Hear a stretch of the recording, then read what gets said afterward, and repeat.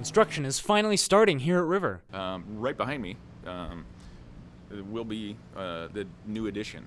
In the new wing, there will be mainly science classes. The portables are going to stay in place until we have classrooms constructed. So that's going to take at least 16 to 18 months and beyond. The existing 500 wing and the portals will be gone. New parking lot will be developed along with a changed traffic flow. We want to disrupt as little as possible. So in January, we're going to start seeing more personnel, whether that be contractors or district personnel, adding to the facilities and maintaining and making sure that, number one, we're being safe. Number two, instruction in the classrooms disrupted as little as possible. Of course, there are going to be disruptions, and we're going to try our best to stick to time frames and timelines that we lay out. But there's always other factors that impact our best laid plans.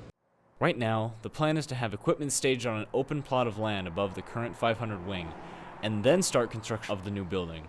Parking and traffic will be a nightmare for the time being. However, once construction is completed, traffic will hopefully be much smoother.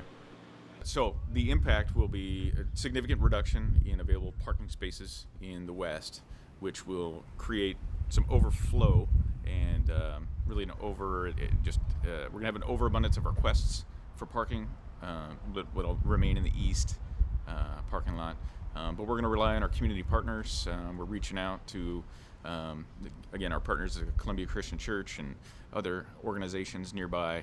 We're going to encourage students and families to work together and carpool. Our district transportation is a terrific option for students that are nearby that can take advantage of that. That'll be the priority, is getting, number one, our buses through and trying to figure that out. So that's work that we're completing this fall, and certainly before January, we will alert everyone to our plans and updates. Once the new 500 wing starts construction, parking will be impacted significantly. However, classrooms will not be moved until construction is finished. The benefit that I see in the long run is we have a lot of potholes, and we have a lot of, for lack of a better term, dilapidated concrete back here. And so I'm looking very forward to the end of the project, which will provide added spaces, better asphalt, and a better, smoother surface, and certainly safer travel. Construction will aim to provide a better parking lot with more space. Students will no longer have to travel across the parking lot to get to the portables. They will go through the newly constructed corridor once it is completed. We'll have one building that'll be actually where we are standing right now will be a corridor connecting to a new structure, and that will all be enclosed. And so we'll have a significantly safer area back here in the back parking lot. Some in-school alterations will happen along with the plans to improve the west side of the school.